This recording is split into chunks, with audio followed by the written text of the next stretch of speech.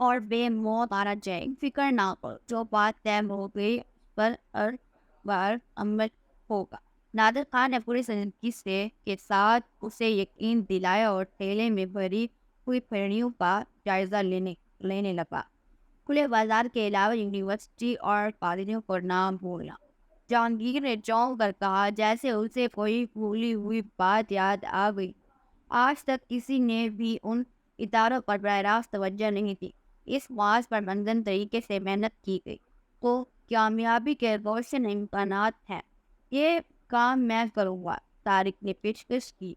Part time کی ملازمت کی تلاش میں بہتر طالب علم میرے پاس آتے رہتے ہیں۔ اس وقت بھی ایک لڑکا کام کر رہا ہے، اس کو وٹولنے سے ابتدا کروں گا۔ وہ شاید یونیورسٹی میں پڑھتا ہے۔ تم لوگ جس طرح چاہو کام کرو، لیکن یہ خیال رہے کہ اوپر والوں کے نزدیک ساری اہمیت نتائج کی ہے۔ جہانگیر نے یاد دلایا، پیسوں کوششوں پر کسی کی خوشنودی میسر نہ آ سکے گی۔ آپس میں باتیں کرتے ہم رہداری میں نکل آئے، جس کے سرے پر ہاؤس کا وہ ملازم کھڑا ہوا تھا جس نے ہمیں لون پر کاپی فروخت کی تھی۔ نکاسی کے راستے پر دونوں محافظ دستور اپنی جیبوں میں ہاتھ ڈالے پتھر کے بے جان مقدموں کی طرح بٹل پر کھڑے ہوئے تھے، جیسے انہیں اپنے فرائض کے علاوہ دوسری باتوں سے کوئی دلچسپی نہ ہو۔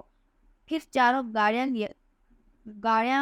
گاڑیاں یکے بعد دیگرے وہاں سے روانہ ہو گئے۔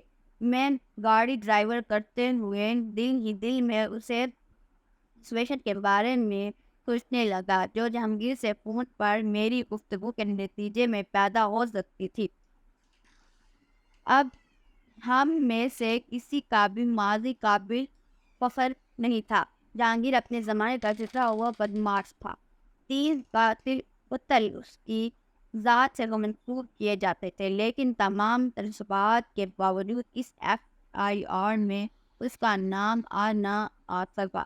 پولیس نے اپنی روایتی تفتیش کے دوران اسے حراست میں ضرور لیا، لیکن جسمانی تشدد کا حربہ آزمانے کی جرات کوئی نہ کر سکا۔ بدمعاشوں کے بارے میں خرابی یہی تھی کہ ان کا کینہ مثالی ہوتا تھا۔ شاید یہ شاید ہی کبھی ایسا ہو کہ کوئی نامی گرامی شخص تھانے کی زیادتی کو قانونی تقاضے سمجھ کر گندہ پیشانی سے بھولا ہو۔ اس لیے مار دھاڑ کے سارے پیشہ دارانہ نقصے چھوٹے موٹے چوروں چکوں کے مقدر میں آتے تھے، جن کے سنگدلانہ مظاہرے سے کھانے میں پھنسنے والے شرفا برت پکڑتے تھے اور زبان قضا و قدر کے لہجوں میں تلخی پیدا ہونے سے پہلے ان نذرانے کا اہتمام کر کے اپنی چمڑی سلامت نکال لے جانے کی فکر میں مبتلا ہو جاتے تھے۔ جہانگیر جاہلی مگر دلیر آدمی تھا اور مجھ سے اپنی دوستی پر فخر کیا کرتا تھا۔ کراچی میں جب سے ہمارے ساتھ ہوا تھا، ہم نے ہر اچھے برے موقع پر پوری طرح ایک دوسرے کا ساتھ دیا تھا۔ جہانگیر اکثر میری عملی شبدوں کے گن گاتا رہتا تھا۔ اس کا خیال تھا کہ میں لاابالی طبیعت کے باوجود اپنی کثرتی جسموں کے ہر جزو سے پوری طرح کام لیتا ہوں۔ ذہانت مکاری اور چرب زبانی کے سلسلے میں وہ تعدل سے میری بالادستی کا قائل تھا، لیکن کیونکہ اس کے اکثر مجھے کالج تک تعلیم حاصل کرنے کے موقع ملے تھے۔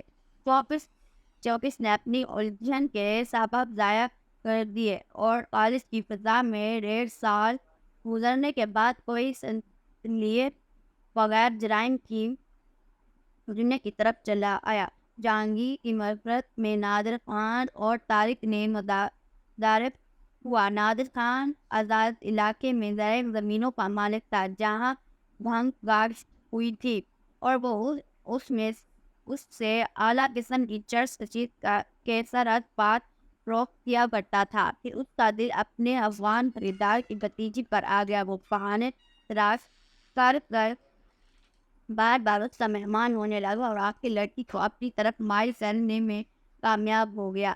راز و نیاز بڑھتے رہے اور ایک رات نادر خان لڑکی کو ساتھ بگا لایا۔ اسے معلوم تھا کہ اس طرح اس نے ایک بڑے خاندان کو اپنے لہو کا ورثہ بنا لیا ہے، مگر وہ محبت میں اندھا ہو رہا تھا۔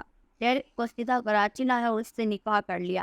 لڑکی کے مشتاق رشتے داروں نے نادر خان کے گاؤں فردہ بول دیا۔ زبردست دستم ہوا، فصلیں جلا دی گئی، تفرین کے دو آدمی مارے گئے، کئی مسکان نظر آتش کر دیے گئے، اور نادر خان ان حالات سے بے پرواہ کراچی میں روپوش ہو کر اپنی محبت کے تشنہ خوابوں کی تکمیل میں کھویا رہا۔ اثاثہ ختم ہونے کو آیا، اس نے چرسی فروشی کا صحیح روزگار اختیار کر لیا۔ طارق بظاہر شریف اور سادہ لوحہ نظر آتا تھا، لیکن اپنے دوست کا کامیاب ترین جاہل ساز تھا۔ اپنی لمبی لمبی ٹیڑھی میڑھی انگلیوں کی مدد سے پیچیدہ تحریر اور دستخطوں کی ایسی مکمل نقل کرتا تھا کہ اسے اصل سے الگ کرنا مشکل ہو جاتا تھا، لیکن اس کے ساتھ وہ قائل الوجود بھی واقع ہوا تھا۔ ایک لمبا ہاتھ مار کر مہینوں عیش کرنے کا عادی تھا، اور کمال کی بات یہ تھی کہ جعلسازی کے الزام میں کبھی نہیں پکڑا گیا تھا۔ البتہ بظاہر کوئی روزگار نہ ہونے کے باوجود خوشحال زندگی گزارنے کی بنا پر دوبارہ چوری کے لیے بنیادی شعبوں میں حالات کی سیر کر چکا تھا، لیکن ان دنوں کے برعکس میرا ماضی قابل فخر نہ ہونے کے باوجود المناک تھا۔